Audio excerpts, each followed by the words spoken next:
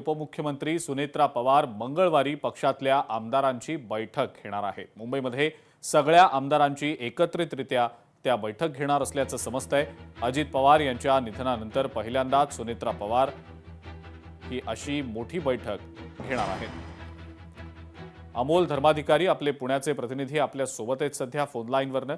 अमोल, या बैठकीविषयीची नेमकी काय माहिती आहे?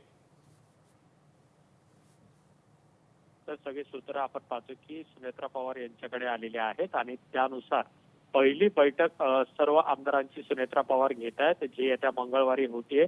मुंबईमध्ये देवगिरी निवासस्थानी ही बैठक होणार आहे आणि या बैठकीला सर्व विधानसभेचे आमदार आणि विधान परिषदेचे आमदार आहेत यांना उपस्थित राहण्याच्या सूचना दिलेल्या आहेत। पहिल्यांदाच या सगळ्या एकत्रित आमदारांशी सुनेत्रा पवार आता काय संवाद साधतात हे पाहणं महत्त्वाचं असेल। दुसरीकडे आपण पाहतोय की आता पक्ष संघटना वाढीसाठी, पक्ष बळकट करण्यासाठी सुनेत्रा पवार यांना आता पक्षातही सक्रिय व्हावं लागणार आहे। त्या अनुषंगानं दर मंगळवारी जे अजित पवार सर्व आमदारांची बैठक घेतात तशाच पद्धतीची बैठक आता सुनेत्रा पवारही घेणार आहेत आणि या बैठकीमध्ये विलिनीकरणाचा मुद्दा असेल किंवा मग पक्षवाढीसाठी काय काय करावं लागेल या संदर्भातली चर्चा आहे ती आमदारांशी सुनेत्रा पवार करतील आणि त्यांना मार्गदर्शन सुद्धा करणार आहेत। ठीक आहे अमोल, धन्यवाद, सविस्तर माहिती दिली त्याबद्दल।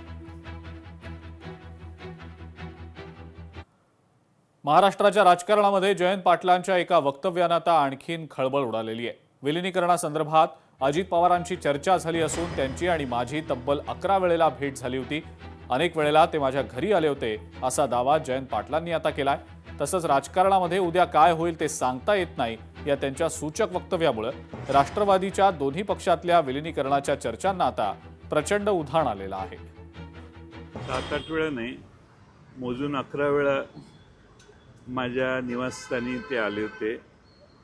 आमचे काही सहकारी त्यांना भेटलेले, सहकाऱ्यांच्या काही शंका होत्या, त्यांचा प्रचंड आग्रह होता त्यासाठी अजितदादांचा। पण आता त्यांचंच निधन झालेलं आहे आणि मी वेगळ्या नेत्यांची विधानं बघतोय, मला वाटत नाही याच्यावर काही बोलावंसं आता। लोकशाही मराठी ऐका, पहा, जागरूक रहा।